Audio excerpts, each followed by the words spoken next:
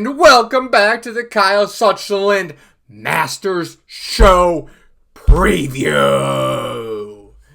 This is why we do it, folks. I got the date wrong. Hold on. Got the date wrong. I got Sunday's date still. Folks, this is why we do it, folks.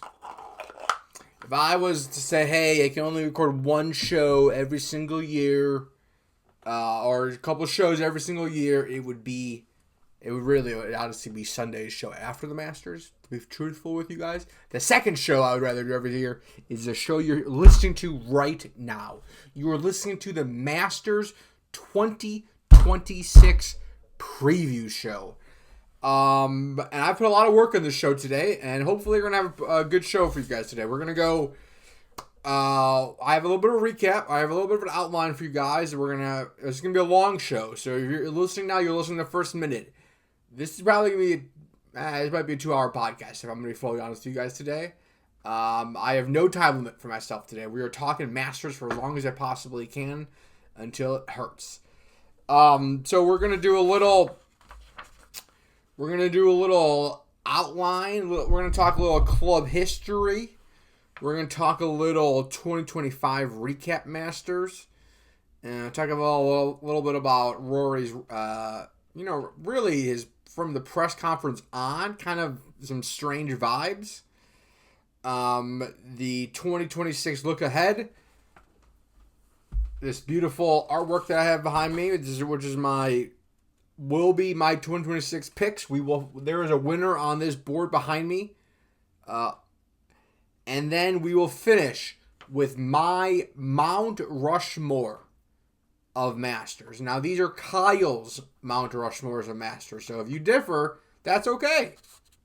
That's A-okay with me if you differ, right? Maybe you have a different Masters. That's okay with me. These are my Mount Rushmore of Masters. Best Masters, some of my favorite Masters, we'll get talking. So, first of all, hit the music. It's just me in my own skin. Alright. We are back. No doubtedly the best show of the year. This little town in Augusta, Georgia transforms into something that is truly a spectacle to behold. The Masters is played at the same spot every single year. And I know that's not a crazy fact, but when you think about it, there's not a lot of major sport venues that are played at the same exact spot every single year, right? The Super Bowl travels, the NBA Finals travel, NHL travels, MLB, right? The Olympics travel, right? There's few places that feel like hollow grounds. You know, being from Chicago, Wrigley Field is obviously one of those spots for me, and I think for a lot of people that have seen it. But it feels like you're being transformed. Feels like you're stepping back in time, like you're taking a step somewhere you could meet your grandfather, and you're both hanging out at the same time, doing the exact same thing. And I think our ever-increasing digital world, it's harder to do that, right? We've lost touch with this, future generations. Some of this stuff, I could probably hand my grandparents a phone if they were still alive, and they would have no idea what this does. They would have no idea what I do for a job right now. Well, because you can't call this a job, I don't make any money. They would have no idea what I'm doing right now, talking to you guys, right? So in this ever-evolving world, we are looking for things to hold on to and call ours. And that nostalgic feel of the old world. And that's where Augusta National hits so hard every year. And that's why it's also become one of the best tournaments. Not just in, not just one of the, it's become one of the best sporting events, not just in golf, but in all sports. That's my diatribe on the Masters, talking about it. How much I love, we talked a lot in the last show about how much I love this week. I know it's Tuesday as I'm recording this, 4:30 in the afternoon. Been watching live from the last 2 days. And then I think it really ramps up a little bit tomorrow with the par 3 contest. And then we're all set for Thursday morning. One of the things I really love about the Masters too is that these first 3 days feel so friendly, right? It's the people are on the range. We're talking about last year's a ton. Tomorrow, all the kids are going to be out playing the par 3 contest, and it's going to be fun. Everyone's having fun. And then it's such a quick switch mode where it's like, okay, take off the charade of that everyone's been having this week, and we're going, right? It's 6 o'clock in the morning. I think the first people will tee off in Chicago, and it goes from Wednesday being the most friendly thing with kids playing on the par 3 greens to Thursday people are making triple bogey in their first hole, and their entire life goal is flashing between their eyes. So that I love this week of the start of that. That's why I love Thursday, and I love this whole week. So really, but I love the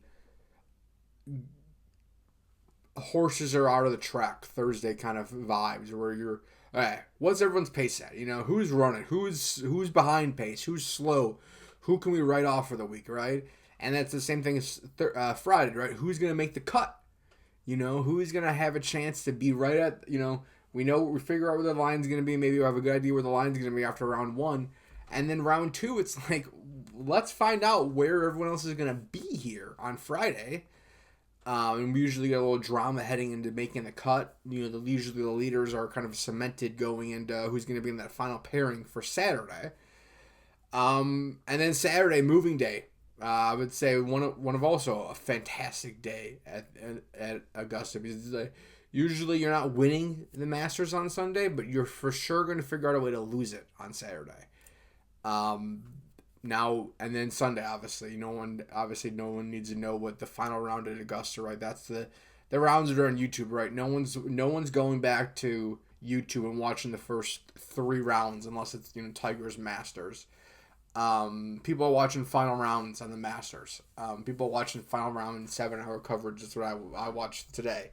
So that final round is special also, right? That's where that's when I would say my most holy day of the year. And I am beyond excited for Sunday at Augusta. I think those words just give me chills thinking about it.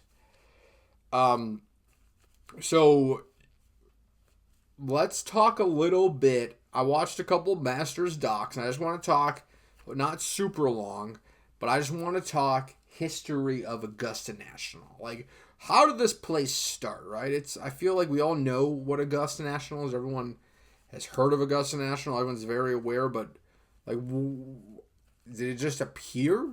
Was it magic? Who built Augusta? Was it Mr. Augusta? That was probably one of the older things I've ever done, is just clean my glasses before I'm about to read something.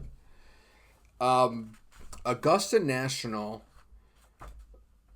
started its main clubhouse as just a regular house on a farm. So that main clubhouse that's there where the Champions locker room is, where the crow's nest is, started as just a big-ass farm, right? 1854, that house was built. Let me say that one more time. 1854. That house was almost 50 years old in 1900. It's crazy. It'll be open 25 years. It'll be 200-year-old structure. I'm sure it's been very renovated, right? But Dennis Redmond owned it as a home and oversaw the land.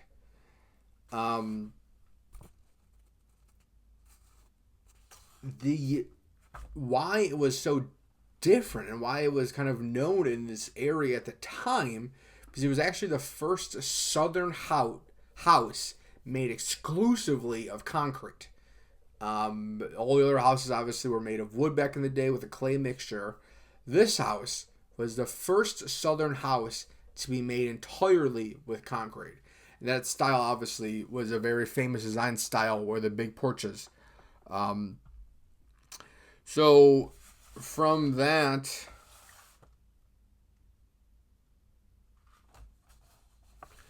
it was sold to Prospector Berkman, which you may know Berkman's Place, obviously, is what is now named after. And he was the owner of it. He oversaw the prospect. When he was prospector, oversaw the famous peach trees. Right, the entire thing was old Georgia peaches, and the sprawling lands were trees as far as the eye could see. Step on wait, is his card up there? Yeah. Step on. We have legend Mr. Bobby Jones himself, and little known Cliff Roberts. I wanted to write his name down, so I feel like he does not get it enough. Steps on the lands in the 30s, I think 1929. And quote, Jones said, "This is the perfect land to lay upon a golf course." From that, construction started on Augusta National. Most of the, if not all of the elevation was not changed. The current elevation is what you saw in the 30s, right? They did not bring in a massive bulldozers or anything else to change this. They carved it from the land that was there. Bobby Jones hired Alistair McKenzie to build this, and Jones and McKenzie worked on the project together. Bobby Jones, the greatest golfer of the day, oversaw this project. Now, they were hit very hard of the Great Depression, right? So there was kind of some dark times of the club there. Alistair might not have been paid fully for his design fee. And there was a lot of things they had to do just to keep the doors open during the Great Depression. From that, the club then transformed into something similar as we saw in the 50s with the Sam Sneads of the world, right, winning, where they became a face of luxury. And from them, it also started attracting the luxury of the day. It was very famous for attracting presidents. The most famous president to play there was Dwight D. Eisenhower, playing there 45 times. Okay? Augusta National built his own cabin named the Eisenhower Cabin after him. There was a desk that he used even during his presidency when he would stay there. Now, there are a couple of cabins, the most famous being Butler Cabin. Now, Butler Cabin is, since 1965, the green jacket has been placed on every single winner inside of Butler Cabin. The main house itself is, as much as it is a clubhouse, it is also a museum. You are literally stepping into the history of golf, and you step into that clubhouse. Whether it be that from a couple floors up is the Crow's Nest. The Crow's Nest was an old room of the original house, now been converted, that amateurs are invited to stay at for their first tournament. Now, some stay out there the first night, some stay out there just for the amateur night dinner. But Tiger Woods famously stayed there in 1997.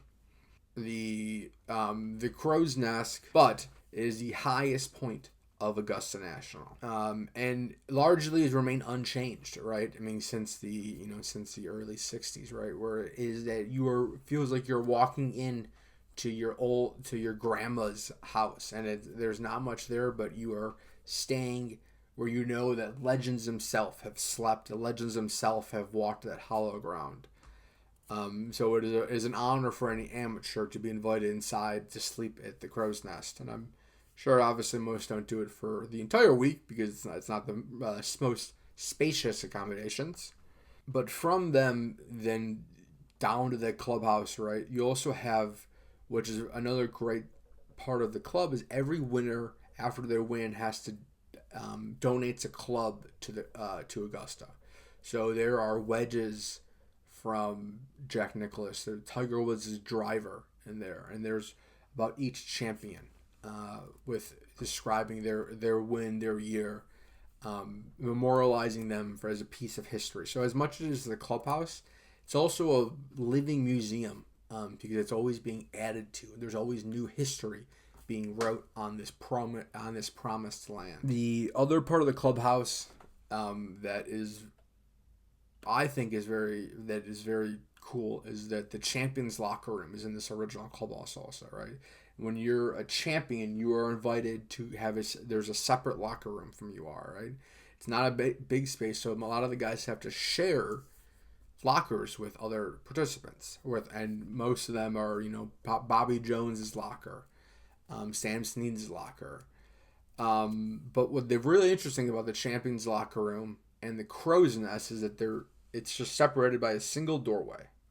So from the doors you walk in to go to the crow's nest, or you walk in to go to the champions locker room, there's just one simple door, which I think is a perfect symbolism of Augusta National, that they're catering and you are just a smidge away from being with the old-time greats as you are to being an amateur. I think it's just very interesting.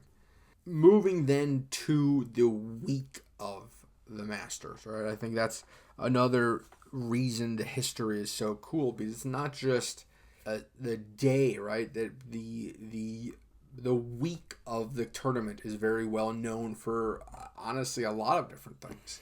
Monday night is the famous amateur dinner. That's not as famous. Monday night is the amateur dinner where the club hosts all the amateurs. Tuesday night is the dinner that everyone talks about, right? That Tuesday night is the dinner that if you were to be a fly on the wall is what you'd want to see. Tuesday night is the champions dinner. So every living champion is invited to and I guess all dead champions are invited to this dinner. And it's them and Fred Ridley, the commissioner of Augusta National, or the president. And it is simply them in a room talking. It's being said that it's been some of the best stories in the world are told at this dinner. The laughs, the stories that are shared from some of the older veterans, and to old men that are there that are in their 80s, 90s that are still. It is the Champions Dinner is always a well-known event, and from everyone's talking, it's one of the finer parts of the week for the champions. There's always the very famous menus, right? I think I wrote down a couple of menus that people talked about. Rory's menus obviously talked about a lot this week just from his wine listing. I think there's about $5,000 of just bottles of. They're going to go through multiples of those, I'm sure, tonight. Hideki had a very famous menu when he won. Had very good sushi, and good steak. Speaking of steak, when Scottie won, I guess he had a good ribeye. And what is talked about as the worst menu was Bubba Watson. It was just like chicken and confetti cake. So Bubba's dinner was not a big one. Was definitely one of the worst. Not one of the well liked menus that people would say. So if you want to laugh, see that one. I think that would be if you want to pick one thing in the world to be a fly on the wall for. I think it's that, and I don't know if there's another close option as for number 2. I think that would be one of the cooler things ever to just be in a flying wall on here tonight. I mean, honestly, would love to just it's 5:50 right now, and I would imagine there's already some of the old guys, you start getting ready for that dinner at noon when you got dinner like that ready. So let's move on from the history of the club to talk about the Masters of last year. This isn't a history podcast. You guys don't give a shit about that. I know that, right? I just want to talk about a little bit, but let's talk about last year's Masters. I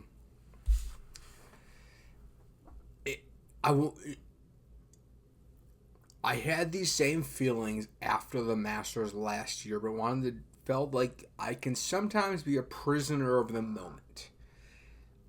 So I wanted to take some time to really understand what we watched last year and how awesome it was before declaring it one of my favorite Masters ever. But we're there. We are there, and I am ready to declare 2025 in the Mount Rushmore discussion that we will have later in this show. I think everyone obviously knew right after it was.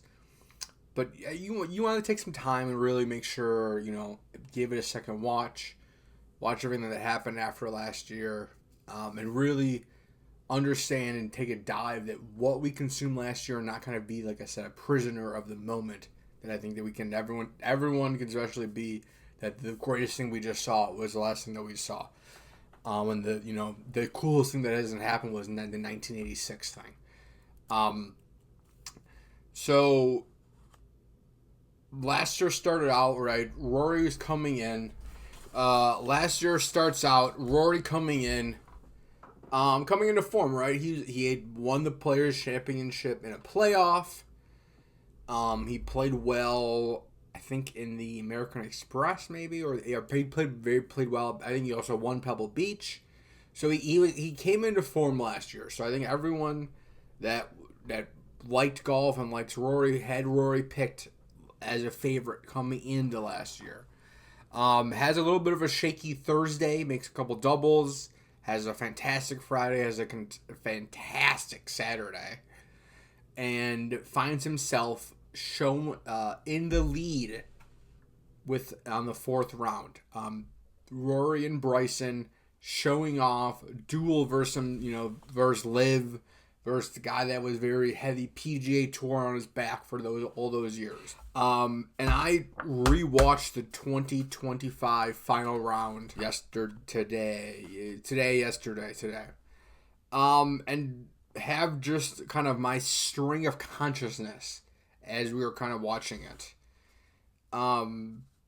Rory came in with the lead, right? He had 4 shots, I think, coming into the day. Bryson makes a massive putt on 18 the day following, I think, to get within 2 or 3.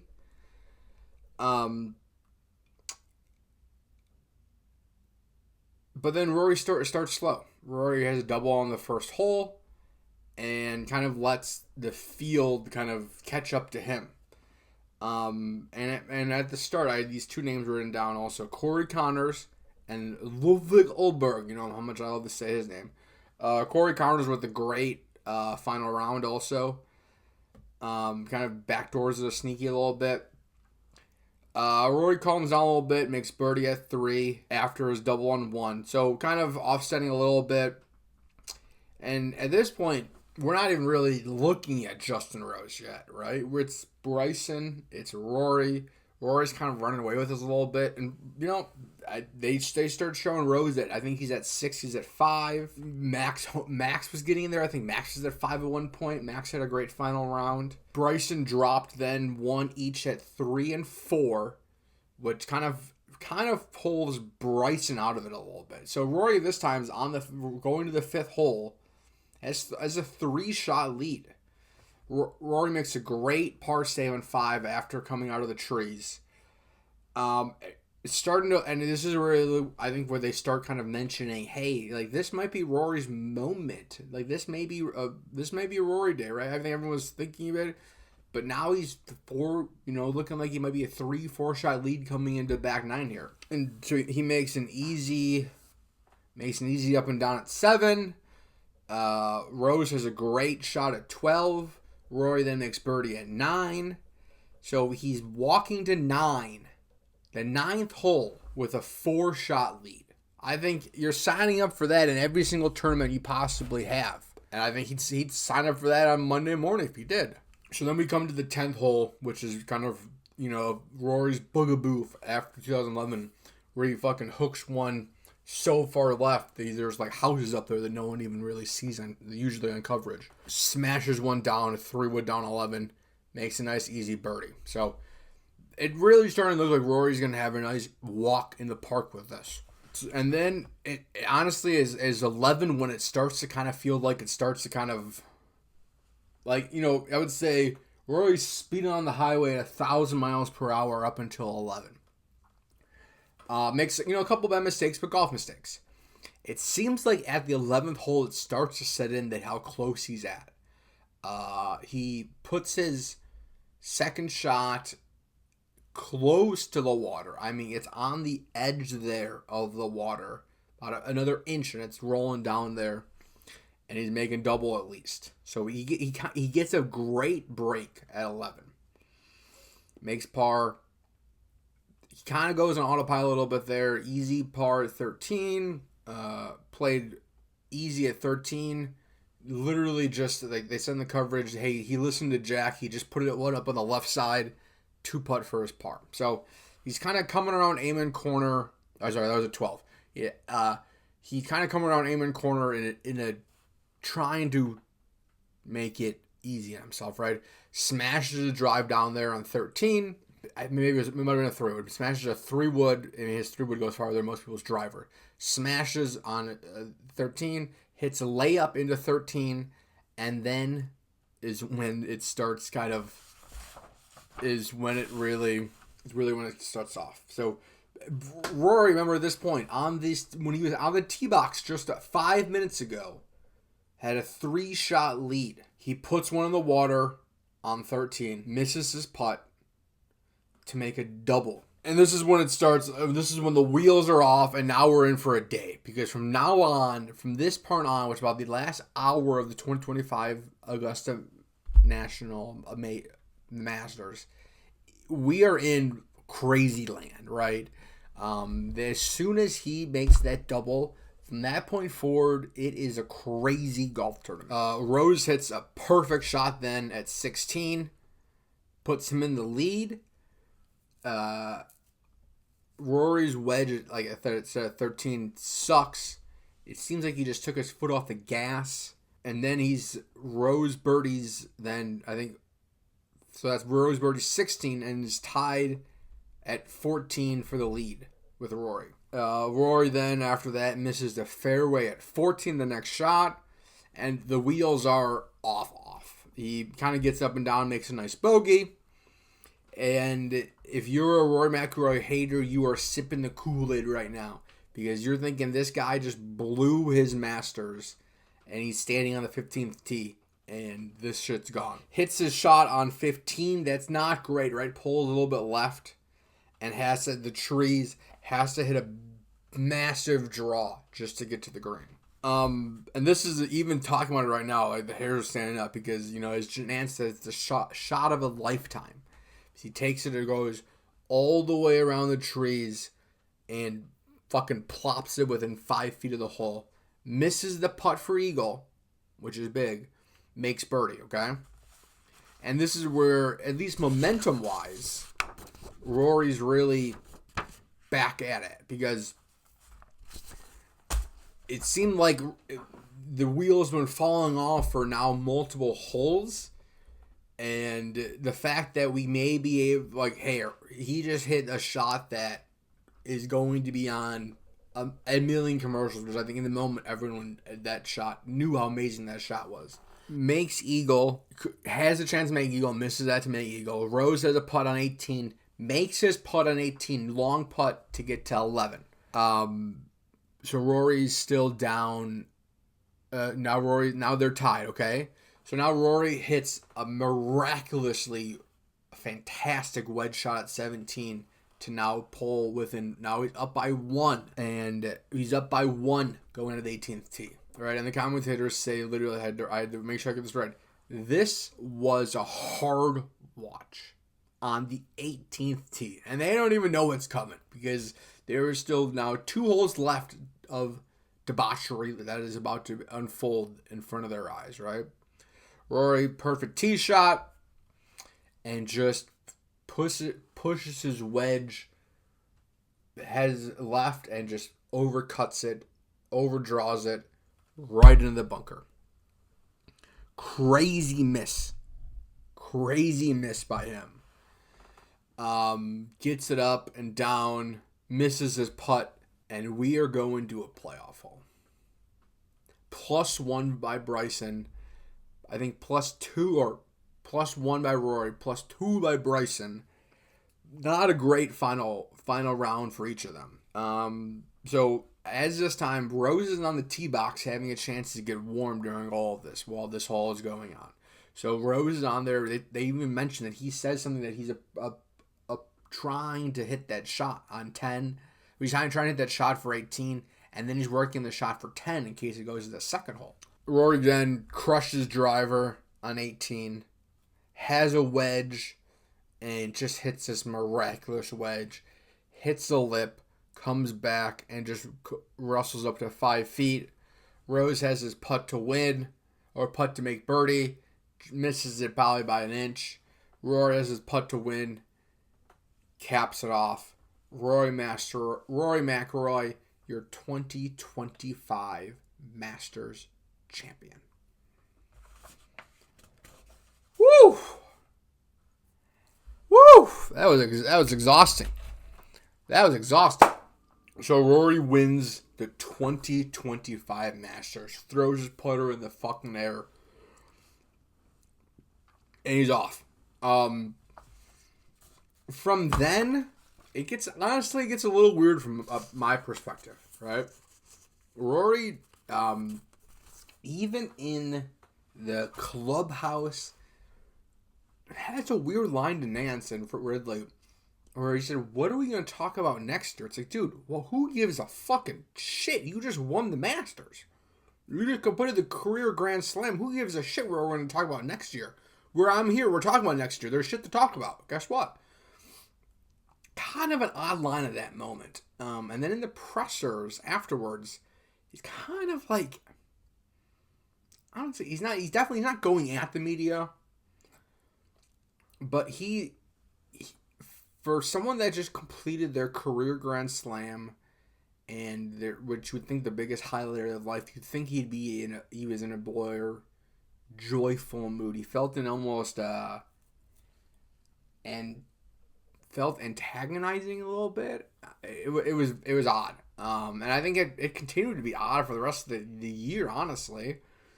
He was talking about multiple times where he was maybe going to retire from the game. He doesn't really know if he has anything left to play for.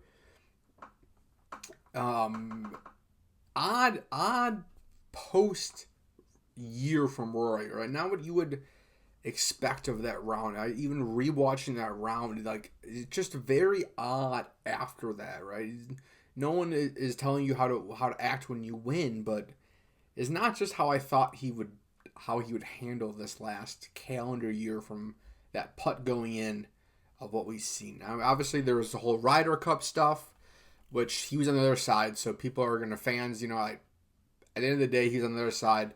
Fans probably took it a little bit too far, I don't think you need to mention his personal life. Keep it on the golf course. You don't need to talk about some man's wife and kids about this. Doesn't really matter what's going on about that. But that was unnecessary at the Ryder Cup, right? So he is right to be mad about that at the Ryder Cup, which was, he was multiple pressures, he was in a bad mood, which that's to be fair at the Ryder Cup. So all those antics, I really don't hold him any account, but it's just it seemed like the reaction he had with all the fans giving him high fives around, and the reaction that he was having to the media was different. And it was like, dude, yes, there's these 10, 25 guys in the media room, but their cameras are not for them. Their cameras are for us. I'm the one watching you do this press conference, being a little bit of a weird-ass attitude, being like, dude, what the fuck? I get you're mad at the media, but the cameras are on. You don't have to be you're talking to the fans at this point. It doesn't matter. The media just happens to be the catalyst that's there. So I don't know. Just odd. Just not. I haven't heard anything really talked about this week yet. But it was interesting to see anyone talks about that. I did also, in preparation of just after that, watched the Rory documentary, which I thought was fantastic. It kind of went over Rory's, honestly, life. It went over his life. I mean, the 2011 Masters loss, winning the rest of the majors, and then kind of having that boogaboo on his back for so long. Coming back to the Masters year after year. I mean, you talk about in the doc that he tried showing up late. He tried showing up early. He tried not giving a shit about it. He tried caring too much about it.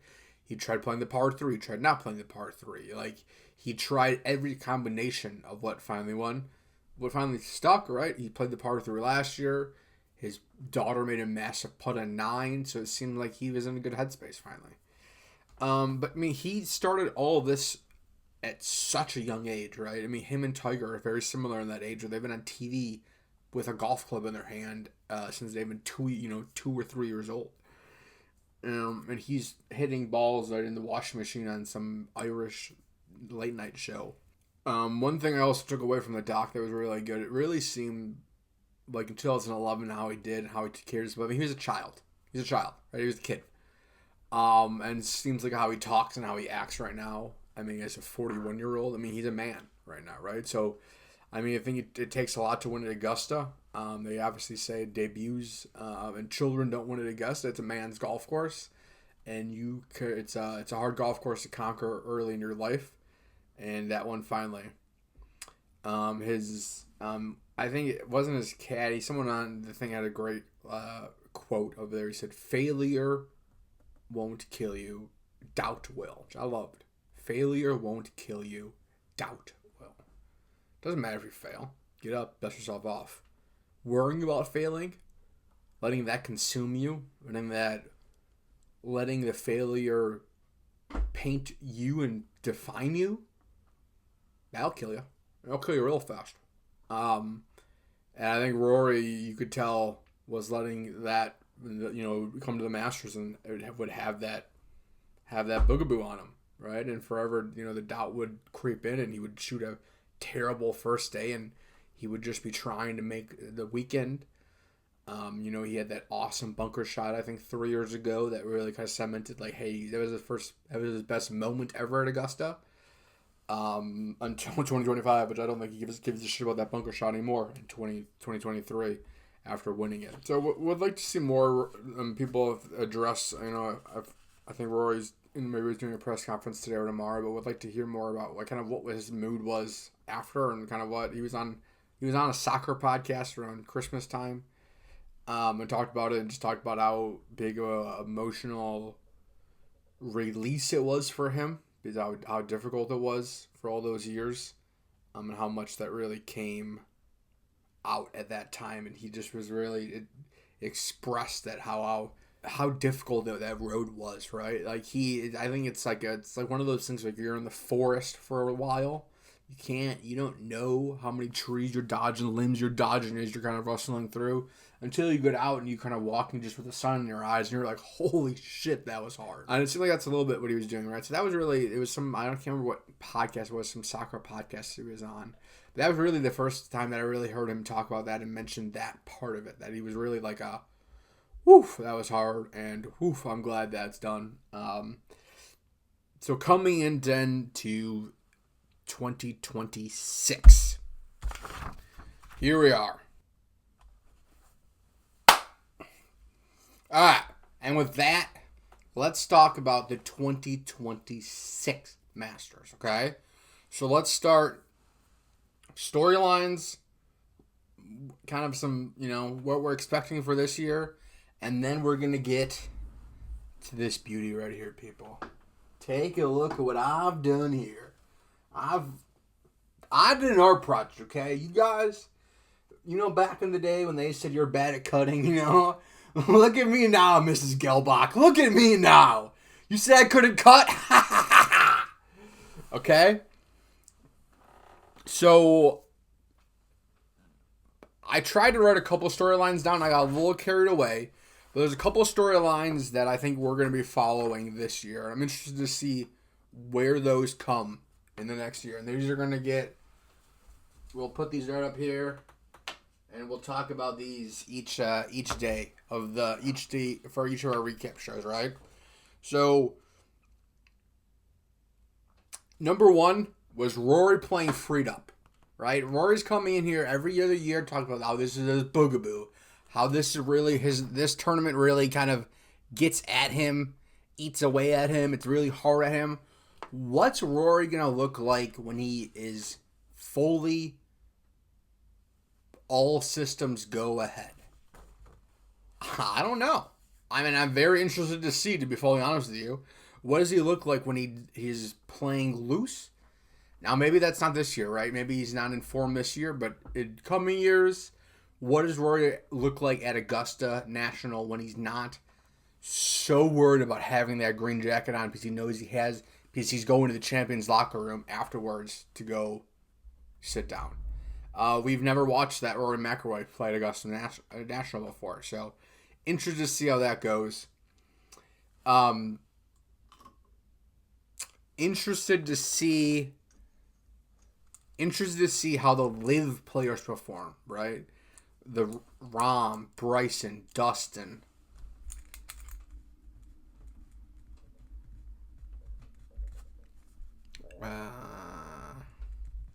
Rahm, Bryson, Dustin Johnson, Cam Smith, Sergio Garcia, Tyrell Hatton. There's probably other people I'm missing. How do they do this year, right? I think the live players have not been performing well in the majors, but Rahm seems like he's been in great form lately. Bryson seems like he's been in great form lately. The Bubba, wow, Watson Bubba's too. How do they do? So, I'm going to guess not great. Scottie Scheffler, right? I mean, if you're after the Amex early in this year, I mean, I think I talked about how you can't take your eyes off of Scottie. Now, did I jinx Scottie? Because he hasn't won yet this year after that. Now, one win in the first quarter before the Masters is kind of what you'd want. But he hasn't really looked in the form, right? He had some struggles on, like, he would not play well the first day of a tournament. And he wouldn't do well. So, honestly, Scottie has not had his A game coming in here. Would not be shocked for him I'd be shocked if he misses the cut. Would not be shocked if he's a 10th place, this year. I think he'll still be top 10 because he's Scottie. But honestly, I don't think he has his A game. I don't think he's going to have his year. Now, but then I could be wrong. Because he does have a great, start and a good Friday. A third jacket puts him in very rare air, and we start talking about how there's a chance that one more win and he's up there with Arnold Palmer and Tiger Woods, right? Those are names you can't talk about in golf without talking about legends, and we're going to start talking about Scottie in that way pretty soon if he pulls this off. So, has not had his A game, but if he does get it done this week, it will be a very prime Scottie, because he has not been looking perfect. So he's going to have to be figured out. Jordan Spieth, can Jordan shake off the 2016 ghost? So it's been a decade now since he put 2 in the water at 12. Can Jordan kind of get back there, right? I think everyone was expecting him to be winning a couple Masters. I know I'm a big Jordan guy, and I was expecting him to win more, and I would really love to see him win more. So the fingers are crossed that Jordan has one of those weeks this week. Tommy Fleetwood. I think he won the Tour Championship last year, which everyone was talking about. He couldn't win a PGA Tour event. But is he one of those best players without the Master? One of the best players without a major left? That's been on the topic for him. So he also is the Blackstone curse now for Tommy, right? Now is he playing for the Evil M player, Tommy? Is he now gonna, he's already someone that seems like he doesn't really maybe play the best on Sundays. Is that gonna get worse? Is that gonna get better? We don't really know. We'll find out. Ludwig, he was right around the lead last year, but couldn't get it done Sunday. I love him for a top 10. I don't love him to win again. It seems like he has another one that has a closing problem. Someone that I would love to see win this year is Justin Rose. Obviously, the playoff last year killed with Rory. He was his second chance to win a green jacket. He is obviously a green jacket fella. He is someone that deserves to have a green jacket in their lifetime, I would say. So would love to see Justin do it down. And then on the other flip side, how do the ex-live players do, right? They're Brooks and Reed, right? Reed being a past Master champion, Brooks being a 5-time major winner, 6 puts him again, and start talking about a rarefied air too, right? So Brooks has been playing well. Brooks is almost also famous for saying, I only give a shit about the majors. So now it's the first major with Brooks back on the PGA Tour, consistent. Are we going to get prime 2018, 2017 Brooks? We may. Or can one of the newcomers get it done, right? There's been a lot of the PGA Tour this year. We've had a lot of this like newer generation kind of winning tournaments this year, round tournaments. Akshay Bhatia, Cameron Young, Jacob Bridgman, Chris Gotterup. Not new, but then Gary Woodland, right, who's been fucking hitting the ball as far as some of these kids are. So, I mean, can any of those new age kids or Gary Woodland get it done? I would love to see Gary Woodland get it done. I think after the whole surgery, he had just won last week. I would love to see him. And then last but not least is how does Bryson DeChambeau play? Tough year for him last year with losing that. He's been playing well on Live. But how does he do? I'm very interested to see. It's very, very interesting to see how Bryson does this year after a tough end of the last year at Augusta. Obviously, he's very familiar with us. I think it's his 10th Masters now. But we'll see how Bryson does. So those are the 2026 storylines that I have written down. I'm sure I missed some. But I would imagine hopefully someone that wins a golf tournament was on this piece of paper. So we're gonna put that up here, and we will be definitely talking about featuring our storylines come Thursday for our show. And now, people, we have got to the part of the show that a lot of you guys have been waiting for. I have multiple text messages in this here cellular device where people want to know what has come across my desk in terms of picks.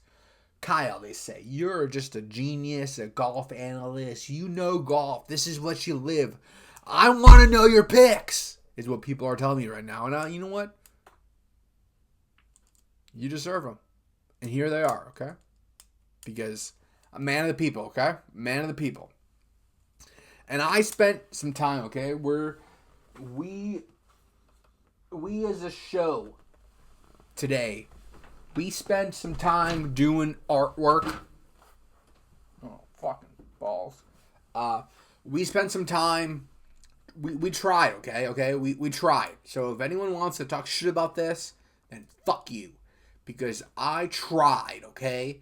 I cut note cards in half, and I did it for up to the 20... I did it up to 30, I think.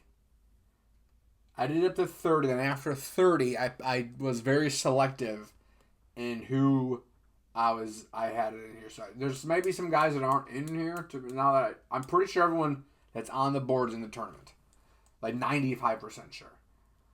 And then after, there's some people that were ranked very low that were in the tournament. Bubba Watson, 702. Justin Johnson, 593. Cam Smith, 223. Obviously, some of that is because of Liv. But then you have my nemesis, Danny Willett. Fuck that motherfucker. You have Maximus Homa, who obviously played there last year, but is ranked number 163 right now. You got Gary Woodland, who's ranked number 52, but just won last week. You have Ricky Fowler, who is number 65, but qualified through a major. Now, I want to give... I need to find out who this was on Twitter so I can give them.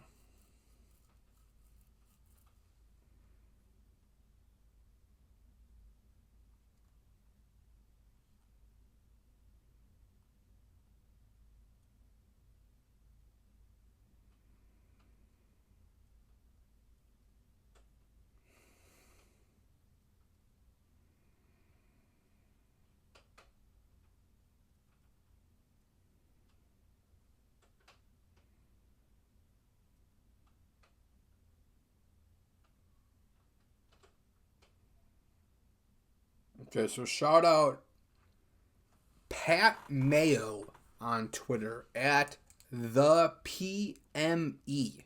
Okay, he got Mayo Media.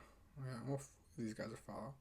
So shout out Pat Mayo, okay, because he had this system, okay, and he may. I'm gonna just put hand up. This could be wrong, okay. I didn't double check a lot of these numbers, so if we're gonna be fully hand up that if this is wrong, this is not on me. It's on you for trusting me. So,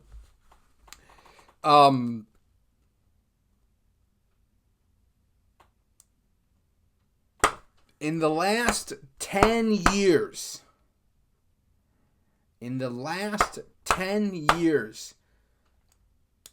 the winner has come within the top 25, excluding Jon Rahm's year.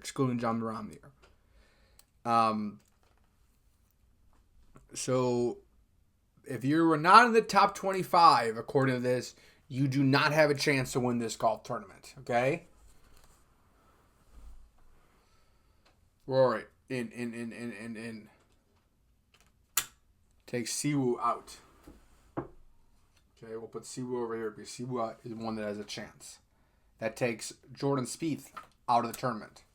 Same goes to Jordan. Okay. That takes Jon Rahm out of the tournament. That takes Shane Lowry out of the tournament.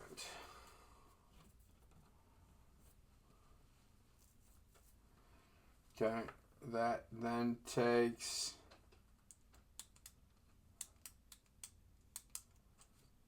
Tony Bass. So that takes these guys have been out for a while. That takes Sam Burn. That takes Jason Day, Adam Scott, Ryan Gerard, Gary Woodland, Patrick Cantlay. We take them out. Okay, we throw them out. So we're looking at this section right here, okay?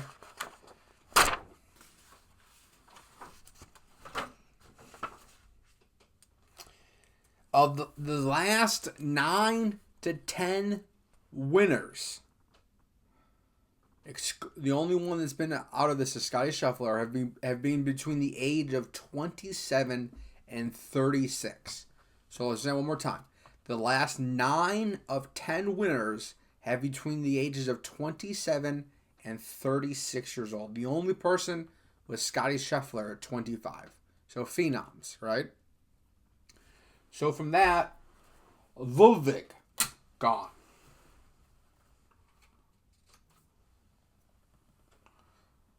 This is where we lose a lot of the kids. Goddard, gone. Bridgman, gone. Griffin, gone. Akshay Bhatia, gone.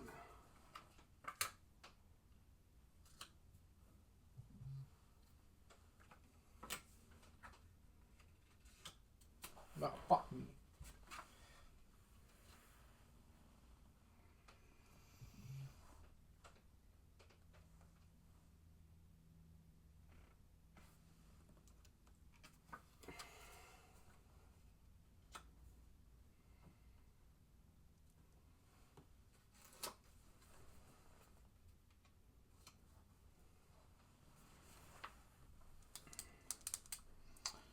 And then the only other one we lose is Justin Rose, which I don't love to lose Justin Rose because he's over the age. We lose Justin Rose too. So from that, 27 to 36, we lose Aber, Goddard, Bridgman, Bhatia, Alex Noren. Did I put him? Nope. We lose Alex Noren.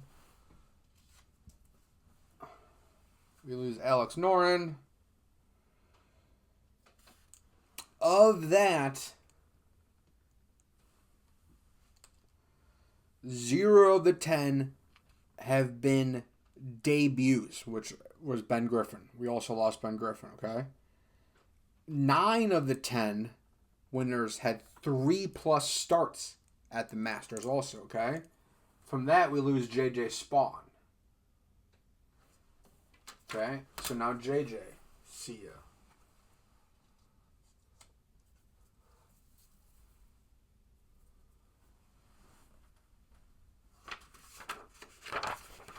So we're theoretically now, and I know if you guys are thinking what I'm already thinking, anyone...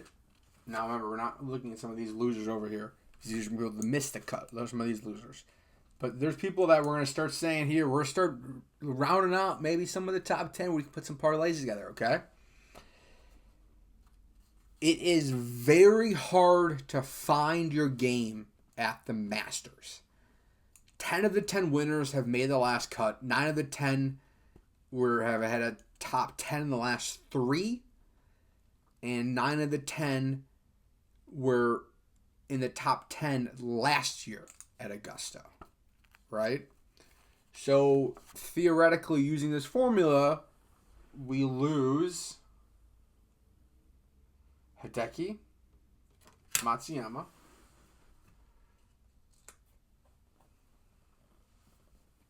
we lose Harris. I even put a board up there for Harris English.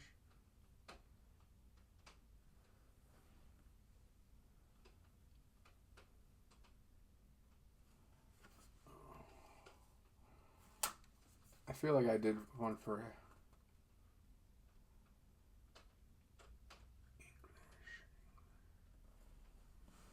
we lose Victor Hovland.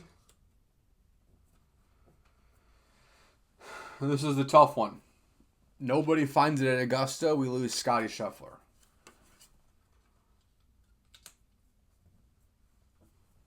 Okay.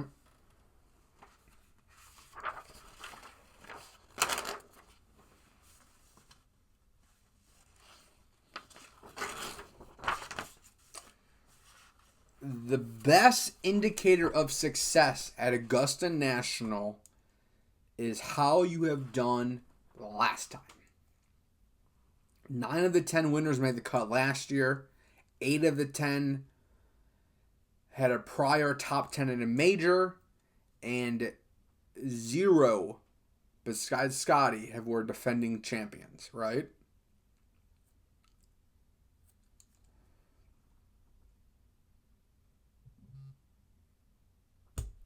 From that, we used Cam Young.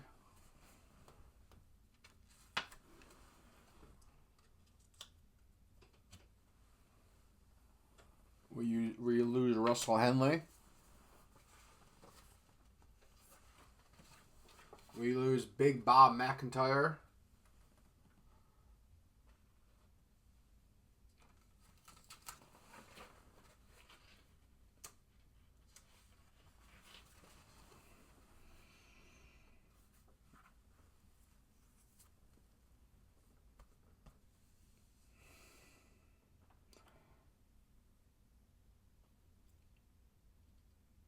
And 0 of 10 have been defending champs besides Scottie.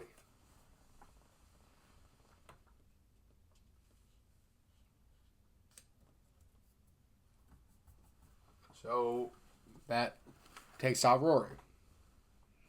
Okay. Now we're left. Our list is getting lower and lower, people, okay? Recent winning matters. 8 of 10 have already won a tournament the season of, and 10 of 10 had top 30 in strokes gains tee to green. Okay?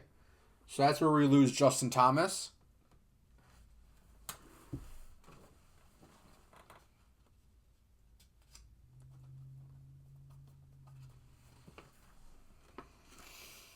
So this is also a little bit of a non-live stat. This is not a great stat because we haven't had it in years. But 10 of 10 have played on USA greens. So they've played on the greens. They've played on the grass the Masters or is going to be putting on. So from this, we also lose Bryson, Rahm, and Reed.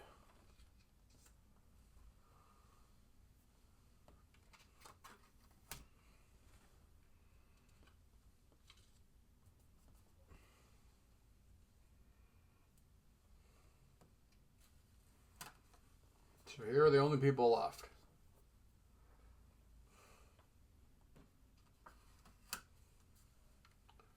The only ones we have left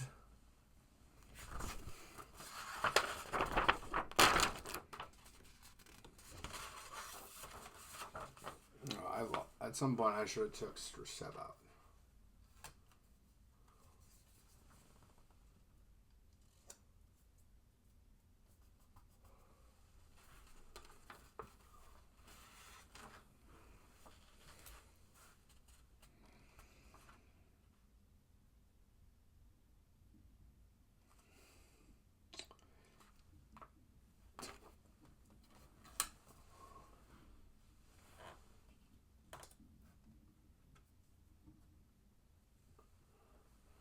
And then we have remaining 4 left. Matthew Fitzpatrick, Collin Morikawa, Xander Schauffele, and Tommy Fleetwood. 10 of the 10 of the last 10 champions have made a full start. They have not withdrawn due to injury. Which takes out Collin Morikawa.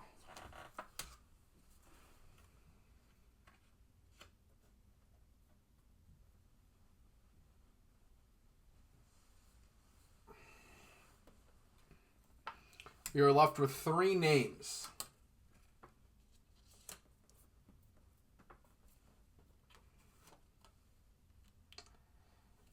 That are capable of winning this golf tournament. Matthew Fitzpatrick ranked number 6 in the world. Xander Schauffele ranked number 10 in the world. And Thomas Fleetwood ranked number 4 in the world. Now I pulled some other stats to make it a little more interesting. Since strokes gained is so massive at Augusta, how are they doing? Matthew Fitzpatrick, number 2 in strokes gained. I didn't pull Xander's. Strokes gained for Tommy, number 5. Putting for Fitzpatrick, 96. Putting for Tommy, 120. Now you'd say that would obviously make sense if they're hitting the ball closer. They have they're hitting a lot of greens. They have they're putting a lot more for birdies, so they're missing more putts. So makes sense. So how are they at scrambling then, right? So then if they're missing the green and they have longer putts, how are they? That's where Tommy takes the edge massively over Matthew Fitzpatrick. Now we're taking Xander down because he's been hurt this year, okay? So we're losing Xander a peg.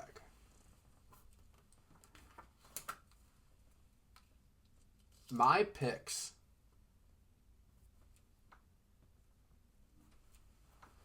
for Augusta National to win the 2026 Masters are going to it's going to be Matthew Fitzpatrick or Tommy Fleetwood. Okay? You can put it on the board. Yes! That is my picks for 2025, okay? Now I know what you guys are saying. You want the full card, and I'm going to give it to you. Okay?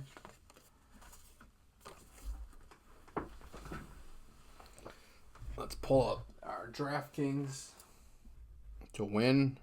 Top 5, top 10. We're going to do a top 20 this week. And then we're going to make the cuts. We're going to pick 5 players to make the cut this week. At plus 2350, Matthew Fitzpatrick to win the 2026 Masters Tournament.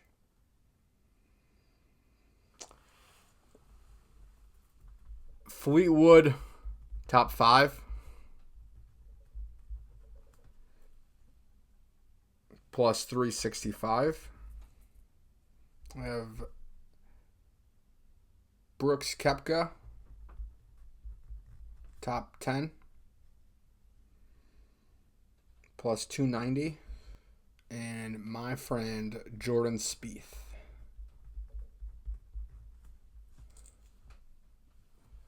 To finish top 20. And that's plus 122. To make the cut, we have 5 to make the cut bets. We have Max Homa. We have Gary Woodland. We have obviously Ludvig Åberg. We already have Jordan Spieth to make it since we have him in top 20. We're going to give Patrick Reed make the cut. And we're going to say Justin Thomas. So then, to make the cut, we have Max Homa, Gary Woodland, Ludvig Åberg, Patrick Reed, Justin Thomas. Those parlayed together is plus 378. So again, my picks for the Masters this week. Matthew Fitzpatrick plus 2350. Top 5, Tommy Fleetwood plus 365. Top 10, Brooks Koepka plus 290. Top 20, Jordan Spieth plus 122.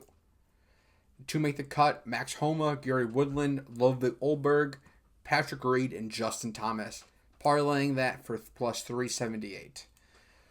Those are my picks. Let's hope those do well. Maybe we get a hit on one of those this week. That'd be fantastic.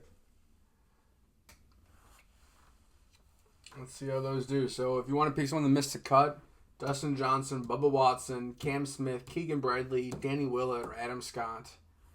Around the cut, Sam Burns, Cantlay, Fowler, Jason Day, McNeely, Knapp, or Gerard. Obviously to win.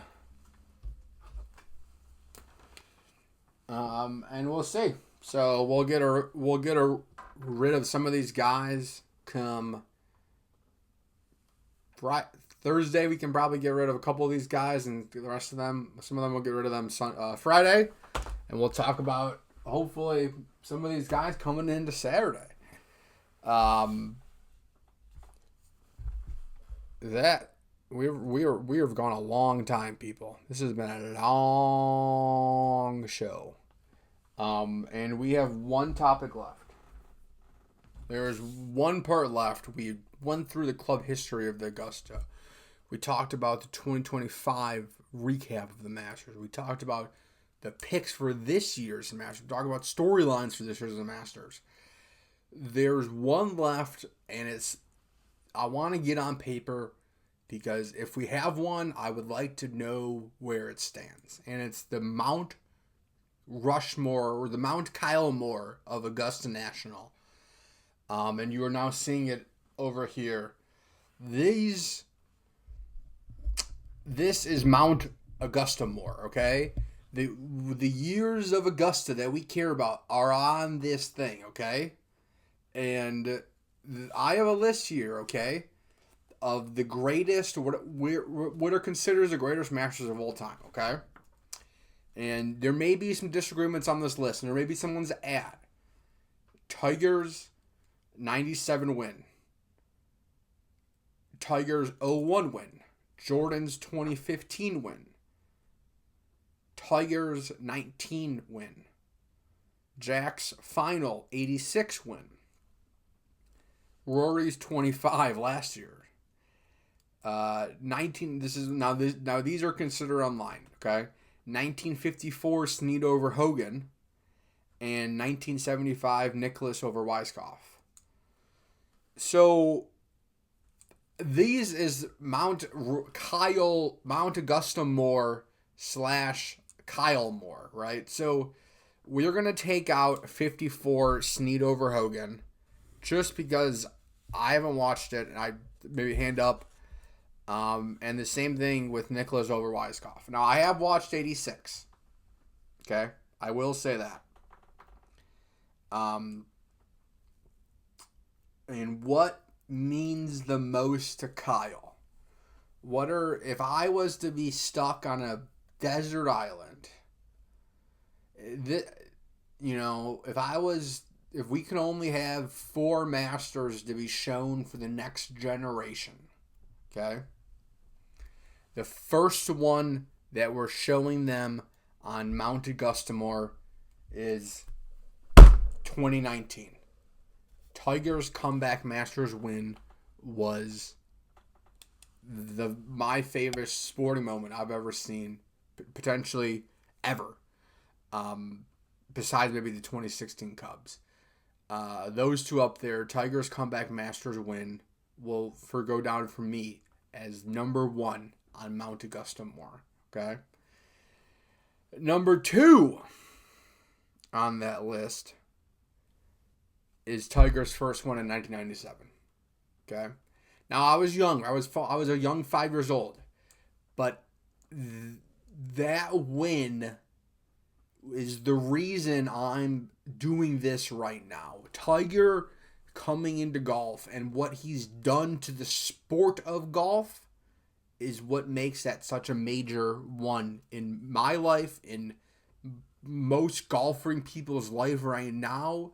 It's Tiger Woods that you have to thank for why you're so into golf, why golf is cool, why Nike and all these companies make golf apparel, why they make golf commercials, why it's why money is in this sport. You have to thank Tiger Woods for that. So you have to go his 2 on Mount Augustamore, okay? Now this is when it gets hard. Hand up, this is when it gets hard. I'm taking out to the Tiger Slam Masters. We're axing that out, okay? We can't give Tiger 3 spots on Augustamore, okay? Now this is where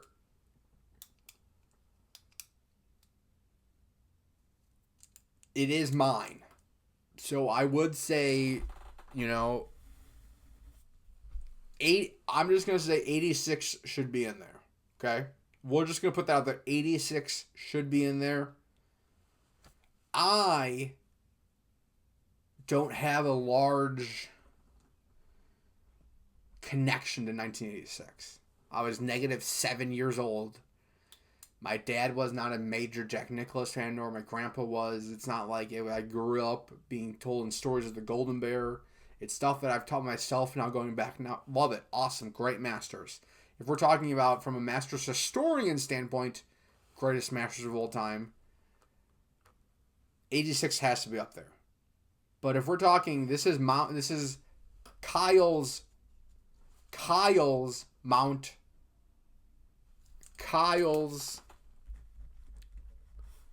Augustamore. It's Kyle's Mount Augustamore. I didn't see 86, okay? I watched it again. Fantastic Masters. It's like watching a movie, but I didn't say it's had effects like 97, like 19 did on my life, okay? Now you're asking yourself, what could possibly be the last 2 Masters on your list, Kyle? And this is where I said I don't want to be the prisoner of the moment, okay? Because the 2025 Masters is going to go up there for me. That was a fantastic Masters with the decade plus of Rory storyline. The battle with Bryson turning into the battle with Justin, and all the dramas he's had. That's up there, okay? Number 4 on the list then, and this is going to matter for me because of who he is the 2015 Masters, okay? The Jordan Spieth Masters. And now why this matters more to me also, I love Jordan, but this was one I've watched in college with my brothers, and that also seems like that was really a pivotal time when it was like, this is a religion. Jordan Spieth's 2015 Masters is up there. I should rewatch that one tonight.